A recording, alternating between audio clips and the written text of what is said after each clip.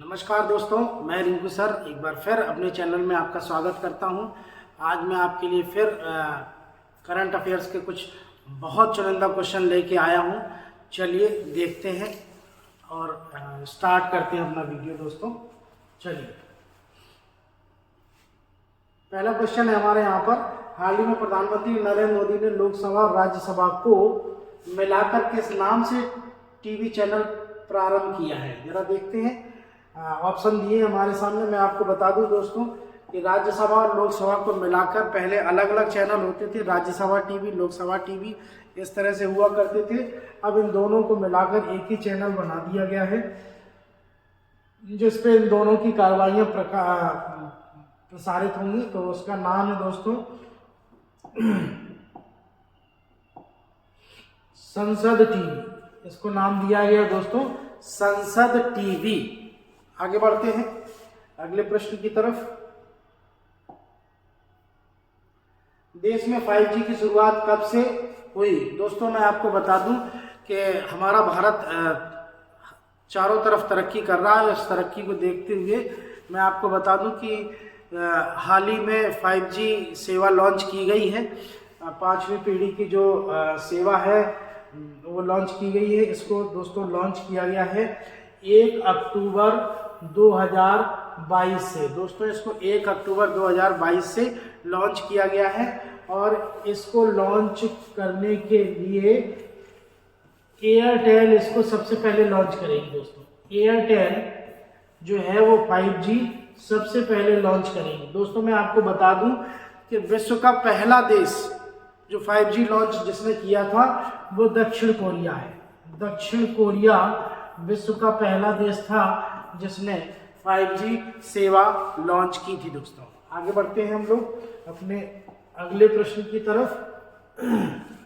हाल ही में किस राज्य ने अप्सरा पेंशन योजना की शुरुआत की है? दोस्तों मैं आपको बता दूं जो आसरा पेंशन योजना है, आसरा पेंशन योजना है, ये तेलंगाना राज्य की एक महत्वाकांक्षी योजना है। दोस्तों इसमें उन लोगों को शामिल किया गया है जो निराश्रित हैं, वृद्ध हैं, दिव्यांग हैं और बेसहारा लोग हैं। उनको पेंशन देने की योजना बनाई गई है और इसको वर्तमान में पिछले बार की तुलना में इसको 10 गुना बढ़ा दिया गया है। दोस्तों आगे बढ़ते हैं अपनी अगले प्रश्न की तरफ।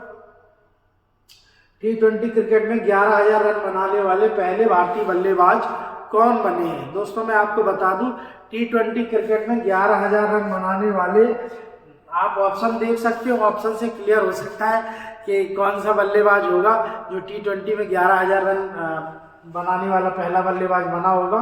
तो जाहिर सी बात है दोस्तों, none other than Virat Kohli Bharat के वो बल्लेबाज हैं जिन्होंने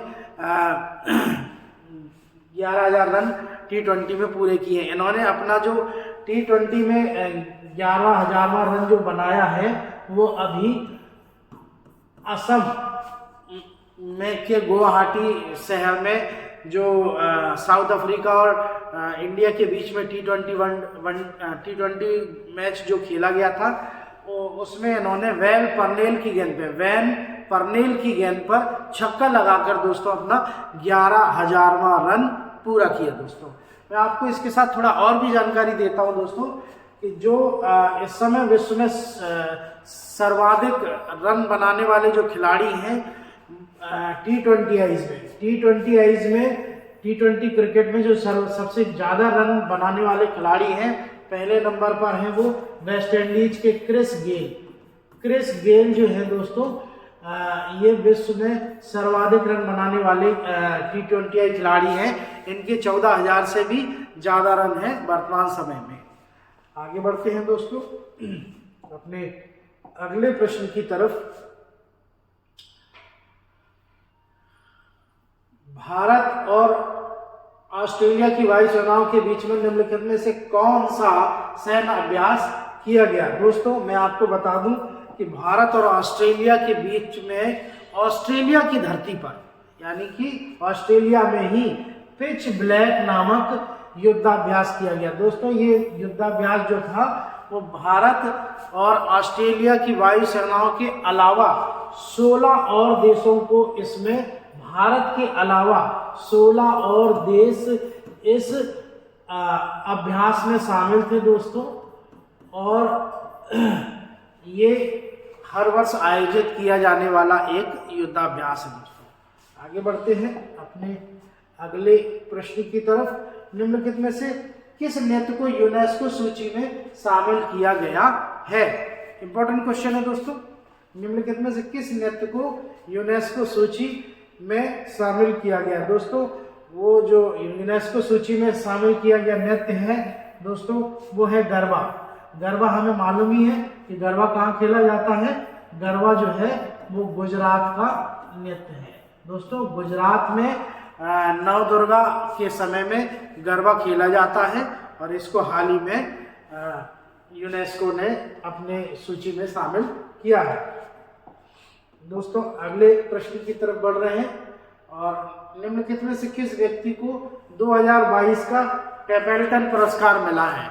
निम्नलिखित में से किस व्यक्ति को 2022 का टेपल्टन पुरस्कार मिला है? दोस्तों मैं आपको बता दूं जो टेपल्टन पुरस्कार है वो 2022 में फ्रैंक विल-जैक को मिला है। फ्रैंक विल-जैक को मिला है दोस्तों। मैं आपको बता दूं फ्रैंक विल-जैक जो है वो एक भौतिक विज्ञानी और लेखक है दोस्तों। लेखक है, भौतिक विज्ञानी और लेखक है और ये इनको पूर्व में नोबेल पुरस्कार भी मिल चुका है। ये नोबेल पुरस्कार विजेता भी है दोस्तों फ्रैंक विल-जैक। और दोस्तों टेपल्टन पुरस्कार जो दिया जाता है वो किस क्षेत्र में दिया जाता है? दोस्तों टेपल्टन पुरस्कार जो है एक तो आध्यात्म के क्षेत्र में दिया जाता है और इसके साथ साथ विज्ञान का बेहतर उपयोग, पॉजिटिव यूज जो है वो इस क्षेत्र में भी दिया जाता है कि विज्ञान का पॉजिटिव यूज करने वाले व्यक्ति को। दोस्तों मैं आपको बता दूं कि टेपल्टन पुरस्कार की शुरुआत 1973 में हुई और सबसे पहले टेपल्टन पुरस्कार जो मिला था वो इंडियन को मिला था और वो इंडियन थे मदर टेरेसा। वो इंडियन जो थी वो मदर टेरेसा को 1973 में पहला टेपल्टन पुरस्कार दिया गया था दोस्तों। आगे बढ़ते हैं हम लोग अपने अगले प्रश्न की तरफ। भारत के किस राज्य या केंद्र शासित प्रदेश में देश का पहला डार्क स्काई रिजर्व बनाया गया है? देश का पहला डार्क स्काई रिजर्व बनाया गया है। दोस्तों मैं आपको बता दूं कि ये जैसा बोल रहा है केंद्र शासित प्रदेश, यस केंद्र शासित प्रदेश ही है। जो लद्दाख है वो भारत इसमें देश का पहला डार्क स्काई रिजर्व बनाया गया है दोस्तों, बनाया जाएगा दोस्तों। क्या है डार्क स्काई रिजर्व? दोस्तों यहाँ पर जो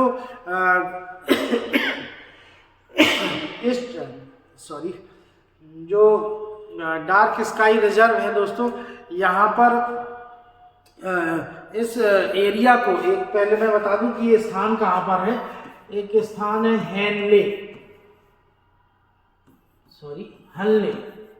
हनले, एक स्थान है लद्दाख में और यहाँ पर इसको बनाया गया है।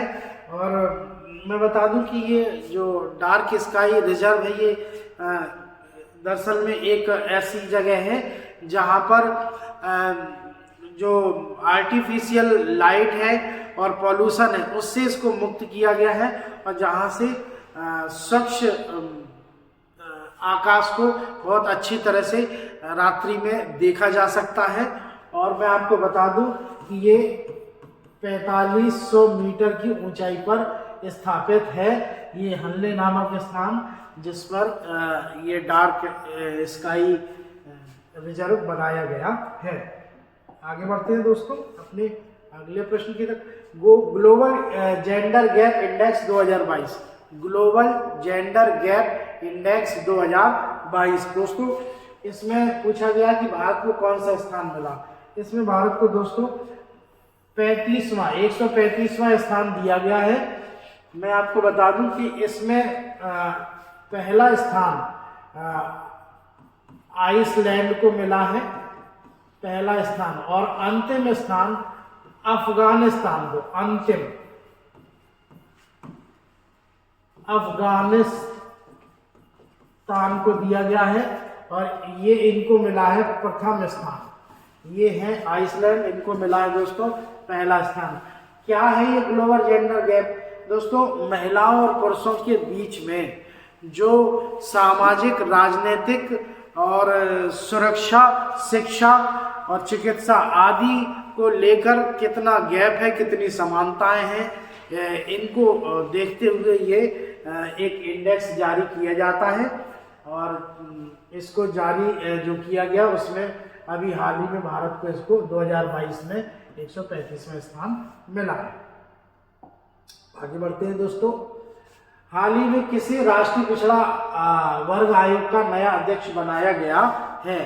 जो एनसीबीसी है, राष्ट्रीय पिछड़ा आयोग। दोस्तों, राष्ट्रीय पिछड़ा आयोग जो है एनसीबीसी,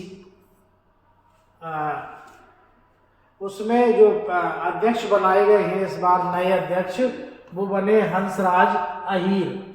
दोस्तों, वो बने हंसराज गंगाराम अहीर। ये दोस्तों ये महाराष्ट्र जिले के एक किसान हैं और 3 बार के मेंबर ऑफ पार्लियामेंट रह चुके हैं और पूर्व केंद्रीय मंत्री भी रह चुके हैं, और इसके साथ साथ कई आयोग के अध्यक्ष भी रह चुके हैं। दोस्तों, आगे बढ़ते हैं अपने अगले प्रश्न की तरफ। दादा साहब फाल्के पुरस्कार 2022 निम्नलिखित में से किस अभिनेत्री को दिया गया? दोस्तों, दादा साहब फाल्के 2022 जो है वो आशा पारेख, अपने जमाने की जानी मानी अभिनेत्री आशा पारेख को दिया गया। दोस्तों, मैं आपको बता दूं कि इसके पूर्व 2021 का दादा साहब फाल्के पुरस्कार जो है वो रजनीकांत को दिया गया। दोस्तों, रजनीकांत जानते ही हैं आप दोस्तों, ना सिर्फ अपने साउथ के बल्कि उनका पूरे बॉलीवुड में बड़ा नाम है, बड़ा दबदबा है और बहुत ही प्रख्यात कलाकार है। दोस्तों, रजनीकांत को 2021 में और 2022 में आशा पारेख को दिया गया। दोस्तों, मैं आपको बता दूं कि जो दादा साहब फाल्के पुरस्कार है ये भारत का सबसे बड़ा फिल्मों के क्षेत्र में दिया जाने वाला पुरस्कार है। फिल्म क्षेत्र में दिया जाने वाला दोस्तों ये सबसे बड़ा पुरस्कार है। पहला दादा साहब फाल्के पुरस्कार आपको बता दूं कि 1969 में देविका रानी को दिया गया। देविका रानी को पहला दादा साहब फाल्के पुरस्कार 1969 में दिया गया। दोस्तों, आगे बढ़ते हैं अपने अगले प्रश्न की तरफ। भारत का पहला हिमालयन मसाला उद्यान किस स्थान पर बनाया गया है? दोस्तों, चूंकि आप अंदाजा लगा सकते हैं कि हिमालयन है, हिमालयन में मसाला उद्यान है, तो हम अगर ऑप्शन देखें तो हिमालय और उसके आसपास का जो क्षेत्र है जो सबसे नज़दीक है वो रानीखेत है। दोस्तों, रानीखेत जो है वो उत्तरांचल में है। उत्तरांचल, रानीखेत जो है दोस्तों वो उत्तरांचल में है। और दोस्तों, मैं आपको बता दूं कि इसमें 30 से अधिक मसालों की नई प्रजातियों को, नई प्रजाति को उगाया जाएगा। 30 से भी अधिक प्रजातियों को इसमें उगाया जाएगा। दोस्तों, आगे बढ़ते हैं अपने अगले प्रश्न की तरफ। भारत के किस स्थान पर स्टैच्यू ऑफ नॉलेज को स्थापित किया गया, उसका अनावरण किया गया? चलिए दोस्तों, मैं आपको बता दूं कि भारत के जो स्टैच्यू ऑफ नॉलेज का जो अनावरण किया गया है वो दोस्तों महाराष्ट्र में लातूर जिले में किया गया है। महाराष्ट्र के लातूर जिले में किया गया। दोस्तों, क्या है ये statue of knowledge? Statue of knowledge दोस्तों मैं आपको बता दूं, एक 70 फुट ऊंची 70 फुट ऊंची देश के पहले कानून मंत्री डॉक्टर बी.आर. अंबेडकर की एक प्रतिमा है जिसको स्थापित किया गया है और उसे नाम दिया गया है स्टैचू ऑफ नॉलेज। दोस्तों डॉक्टर बी.आर. अंबेडकर जो थे वो हमारे देश के पहले कानून मंत्री भी थे और उनको संविधान निर्माता भी कहा जाता है दोस्तों। और इनकी एक 70 फुट ऊंची प्रतिमा को महाराष्ट्र के लातूर जिले में स्थापित किया गया है। आगे बढ़ते हैं अपने अगले प्रश्न की तरफ। निम्नलिखित में से किस देश के द्वारा भारत की यूपीआई प्रणाली को अपनाया गया है? दोस्तों यूपीआई प्रणाली अपनाने वाला विश्व का पहला देश जो है वो नेपाल बन गया है। नेपाल में अब यूपीआई प्रणाली के माध्यम से दोस्तों जो ऑनलाइन पेमेंट होंगे वो अब यूपीआई प्रणाली के द्वारा होंगे।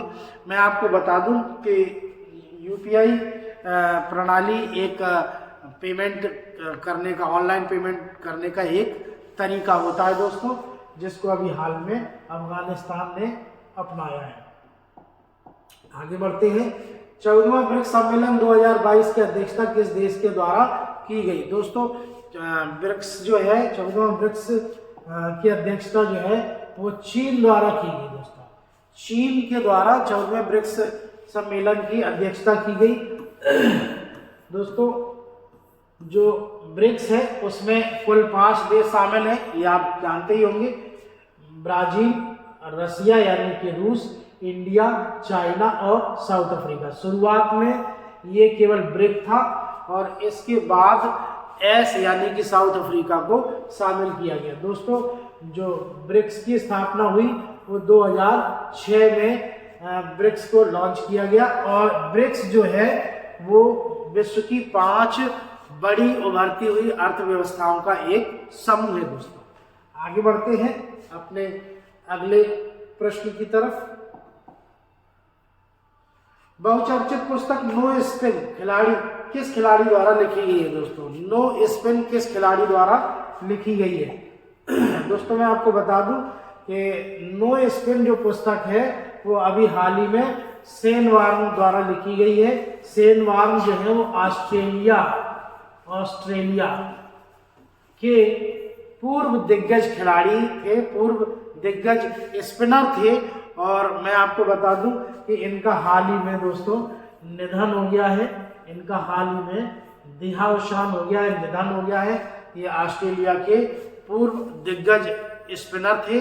दोस्तों आपको मैं बता दूं कि जो ये शेन वार्न थे दोस्तों वो इनके नाम पर बॉल ऑफ द सेंचुरी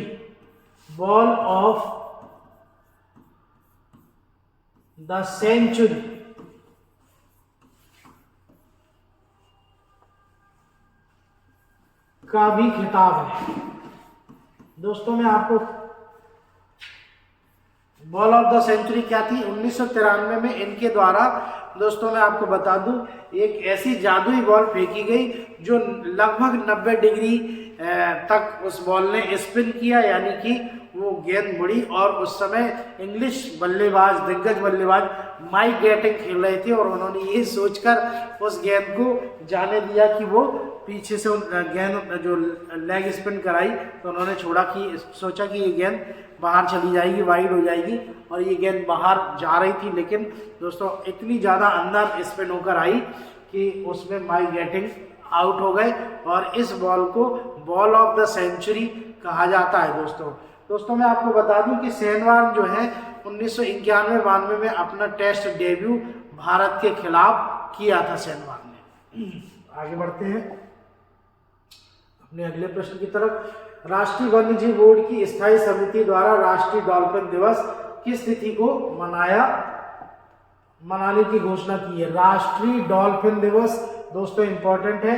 राष्ट्रीय डॉल्फिन दिवस जो है वो 5 अक्टूबर से अब हर वर्ष मनाया जाएगा। राष्ट्रीय डॉल्फिन दिवस जो है दोस्तों वो 5 अक्टूबर से अब हर वर्ष मनाया जाएगा।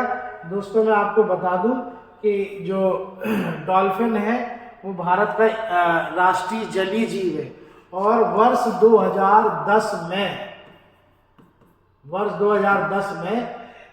इसे जो डॉल्फिन है उसे राष्ट्रीय जलीय जीव का दर्जा दिया गया। राष्ट्रीय जलीय जीव का दर्जा 2010 में राष्ट्रीय जलीय जीव का दर्जा जो गंगा डॉल्फिन है उसको मिला। दोस्तों मैं आपको बता दूं 2020 में डॉल्फिन को बचाने के लिए, डॉल्फिन के संरक्षण के लिए दोस्तों प्रोजेक्ट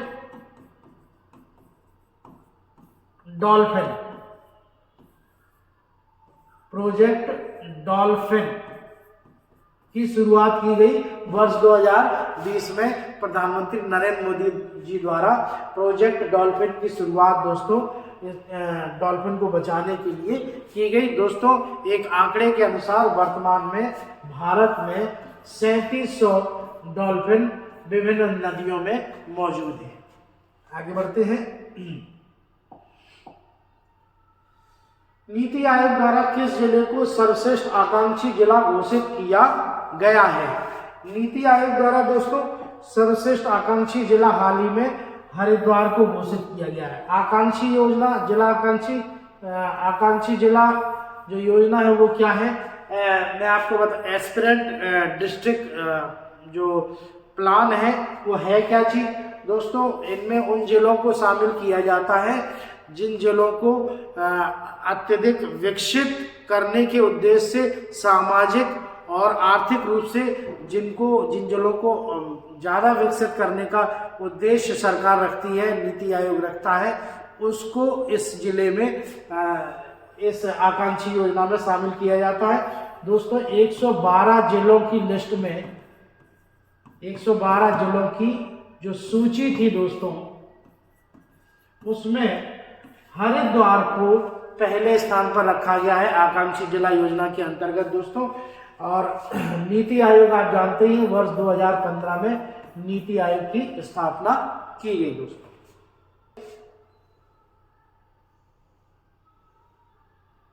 विंबलडन 2022 पुरुष एकल का खिताब निम्नलिखित में से किस खिलाड़ी ने जीता है?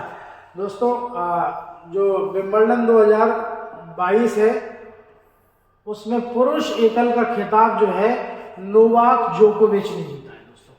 नोवाक जोकोविच ने पुरुष एकल का जो खिताब है वो जीता है। ये दोस्तों मैं आपको बता दूं, इन्होंने ऑस्ट्रेलिया के खिलाड़ी को, ऑस्ट्रेलिया के निक किर्जियोस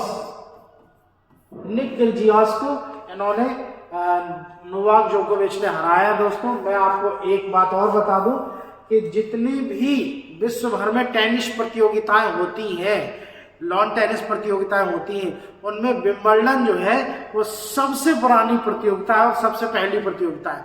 सबसे पुरानी, सबसे पहली प्रतियोगिता जो है वो विंबलडन है दोस्तों। मैं आपको ये भी बता देता हूँ कि जितनी भी विंबलडन प्रतियोगिताएं हुई हैं उनमें से जो सबसे सिंगल आप जानते हैं कि सिंगल पुरुष एकल, पुरुष महिला एकल और इसके अलावा महिला युगल, पुरुष युगल और मिक्स डबल प्रतियोगिता होती हैं। तो उनमें जो सर्वाधिक बार खिताब जो जीता है वो एकल खिताब 9 बार, सबसे ज्यादा 9 बार महिला खिलाड़ी है।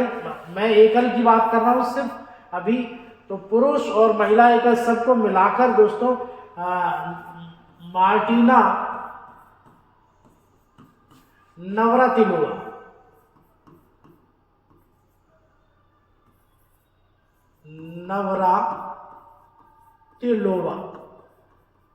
ये चेक गणराज्य की थी और अमेरिका में इन्होंने नागरिकता ग्रहण कर ली थी और ये अमेरिकी नागरिक बन गई। मार्टिना नवरातिलोवा जो है दोस्तों वो सर्वाधिक 9 बार जीत चुकी है, जबकि पुरुषों में रोजर फेडरर जो है, रोजर फेडरर 7 बार इस प्रतियोगिता को अभी तक जीत चुके हैं।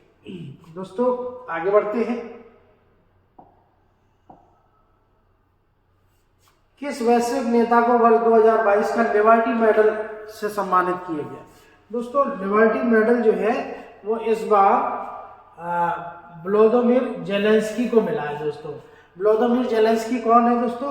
आप जानते होंगे, मैंने अपने पिछले वीडियो में भी आपको बताया, फिर भी मैं बता देता हूं कि ये यूक्रेन के राष्ट्रपति हैं दोस्तों। कौन है?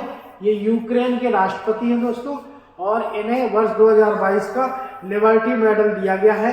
लिबर्टी मेडल कौन देता है दोस्तों? अमेरिका द्वारा। ये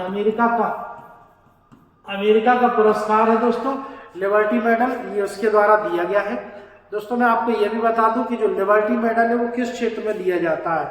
लिबर्टी मेडल जो है दोस्तों वो अत्याचार के खिलाफ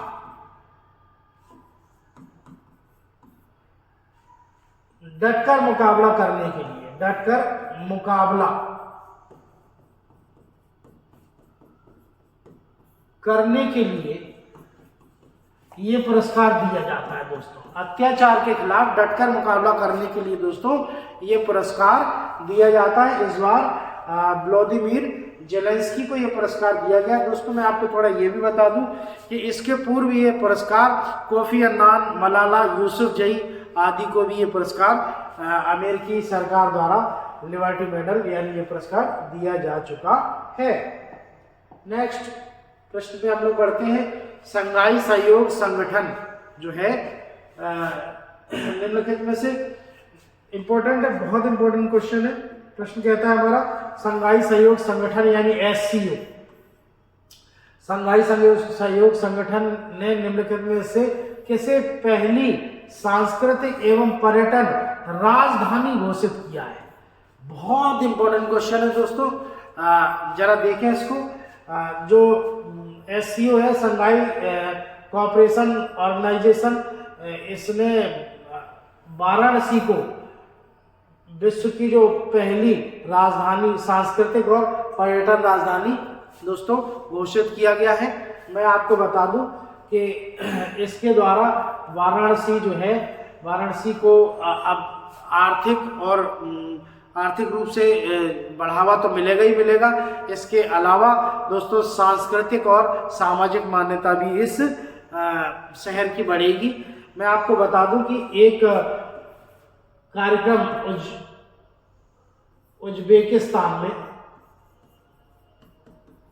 उज्बेकिस्तान में कार्यक्रम आयोजित हुआ था जिसमें हमारे PM नरेंद्र मोदी शामिल थे, और वहीं पर इस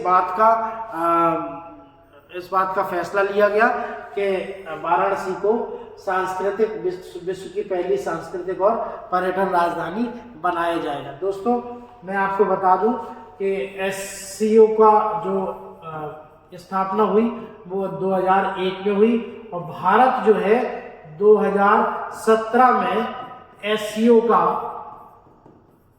स्थायी सदस्य बना। दोस्तों भारत स्थायी सदस्य 2017 में दोस्तों SCO का स्थायी सदस्य बना।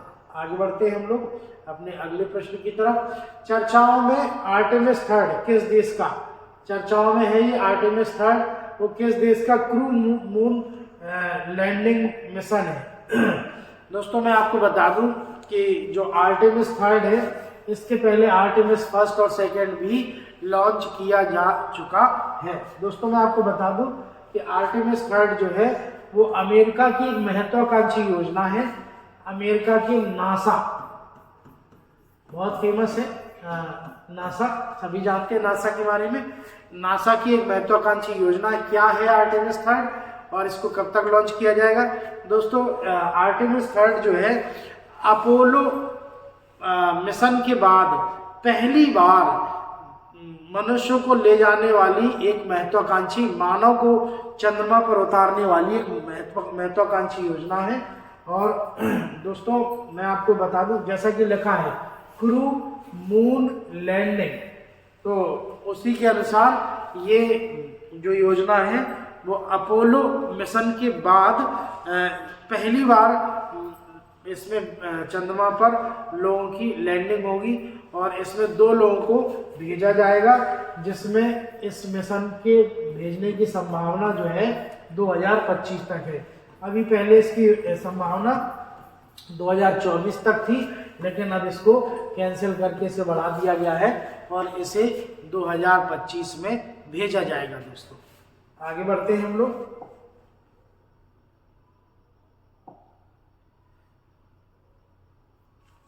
विश्व एथलेटिक्स चैंपियनशिप 2022 में निम्नलिखित में से किस देश ने सर्वाधिक पदक जीते? दोस्तों विश्व एथलेटिक्स चैंपियनशिप जो है उसमें सर्वाधिक पदक जो है दोस्तों, चलिए दोस्तों इसका आंसर जानते हैं। विश्व एथलेटिक्स चैंपियनशिप 2022 में किस देश ने सर्वाधिक पदक जीते? मैं आपको बता दूं, इसमें सर्वाधिक पदक जो है वो अमेरिका द्वारा जीते गए। दोस्तों कितने पदक जीते गए? अमेरिका द्वारा 33 पदक जीते गए। अमेरिका ने इसमें 33 पदक जीते हैं दोस्तों। और मैं आपको बता दूं, इसमें भारत का 33वां स्थान था दोस्तों, 33वां स्थान था।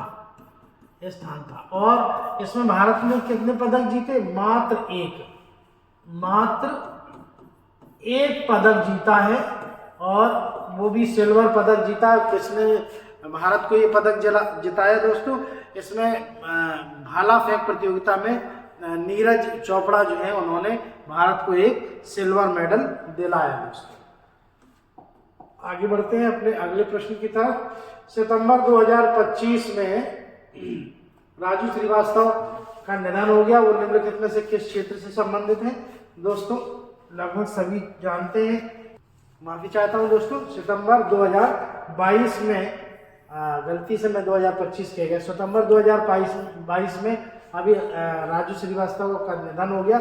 सभी जानते हैं दोस्तों कि राजू श्रीवास्तव जो थे वो एक जाने माने कॉमेडियन कलाकार थे, और इनका जिम में एक्सरसाइज करने के दौरान हार्ट जो है अटैक आया और इनकी मृत्यु हो गई दोस्तों। आगे बढ़ते हैं। निम्नलिखित में से किसे निर्मल भारत अभियान का नया ब्रांड एम्बेसडर बनाया गया है?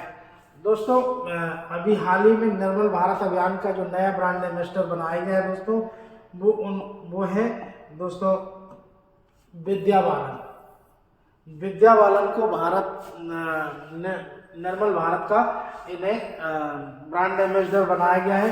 निर्मल भारत अभियान क्या है दोस्तों? इसकी शुरुआत 2002 में की गई थी दोस्तों। इसकी शुरुआत 2002 में की गई थी, और इसका उद्देश्य था दोस्तों, आज भी है, कि भारत को स्वच्छ रखना और खुले में भारत को शौच मुक्त बनाना।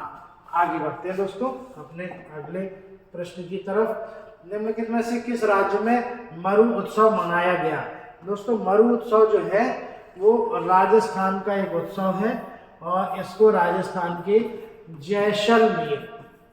जैसलमेर जिले में मनाया गया। दोस्तों ये राजस्थान का एक बड़ा मेला है जिसका उद्देश्य है पर्यटन को आकर्षित करना। मैं आपको बता दूं कि जो जैसलमेर है इसको गोल्डन सिटी ऑफ राजस्थान भी कहा जाता है। आगे बढ़ते हैं अपने अगले प्रश्न की तरफ। बहुत ज्यादा इंपॉर्टेंट क्वेश्चन है दोस्तों, इस क्वेश्चन को आप देखिए। ये मुझे लगता है दोस्तों क्वेश्चन आपको आने वाले पेपरों में छपा हुआ मिलेगा, रखा हुआ मिलेगा, आपको सिर्फ टिक करना है दोस्तों। जरा देखें अगला क्वेश्चन है जो हमारा, वो कहता है चीतों के संरक्षण के लिए प्रधानमंत्री नरेंद्र मोदी द्वारा पुनरुत्पादन परियोजना की शुरुआत जो है वो कहाँ पे की गई? दोस्तों चीतों के जो संरक्षण की जो पुनरुत्पादन परियोजना है वो दोस्तों कूनो राष्ट्रीय उद्यान मध्य प्रदेश में की गई। कूनो राष्ट्रीय उद्यान पालपुर मध्य प्रदेश में की गई दोस्तों। इसके लिए हमारे पीएम नरेंद्र मोदी ने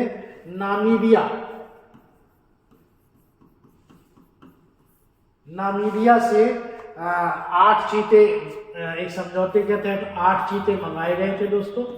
8 चीते मंगाए गए थे, और वर्तमान में इन्हें कूनो नेशनल पार्क में रखा गया है दोस्तों। आगे बढ़ते हैं हम लोग अपने अगले प्रश्न की तरफ। निम्नलिखित में से किसे सोमालिया देश का नया प्रधानमंत्री बनाया गया है? दोस्तों सोमालिया देश के नए प्रधानमंत्री बनाए गए हैं हमजा अब्दी बर्रे। हमजा अब्दी बर्रे जो है वो सोमालिया के नए प्रधानमंत्री बनाए गए हैं। सोमालिया कहाँ है दोस्तों? सोमालिया जो है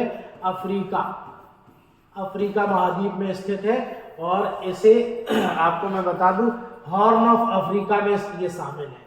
हॉर्न ऑफ अफ्रीका जो अफ्रीका का एक ऐसा भाग जहां पर अफ्रीका के आप नक्शे में देखेंगे तो जो सींग जैसा भाग है यानी हॉर्न माने सींग, हॉर्न ऑफ अफ्रीका में जो है सोमालिया देश शामिल है। अगले प्रश्न की तरफ हम लोग बढ़ते हैं। बीजिंग शीतकालीन ओलंपिक 2022 में कौन सा देश जो है वो प्रथम स्थान पर रहा? बीजिंग ओलंपिक 2022 में चलिए तो बीजिंग ओलंपिक में आपको मैं बता दूं 2022 जो है उसमें जो सर्वाधिक पदक मिले हैं दोस्तों वो मिले हैं नॉर्वे को। आपको बता दूं कि नॉर्वे को कुल 37 पदक मिले। 37 पदक नॉर्वे देश को मिले हैं दोस्तों। और मैं आपको बता देता हूं कि बीजिंग ओलंपिक खेल में जो शुभंकर था, शुभंकर यानी मस्कट, वो था बिग ड्वेन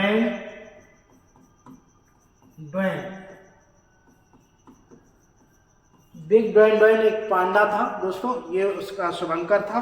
और चाइनीज भाषा में बिंग का जो अर्थ है वो बर्फ होता है और ड्वेन का मतलब होता है मजबूत या जीवंत, और अधिक मजबूत और अधिक जीवंत इसका मतलब होता है दोस्तों।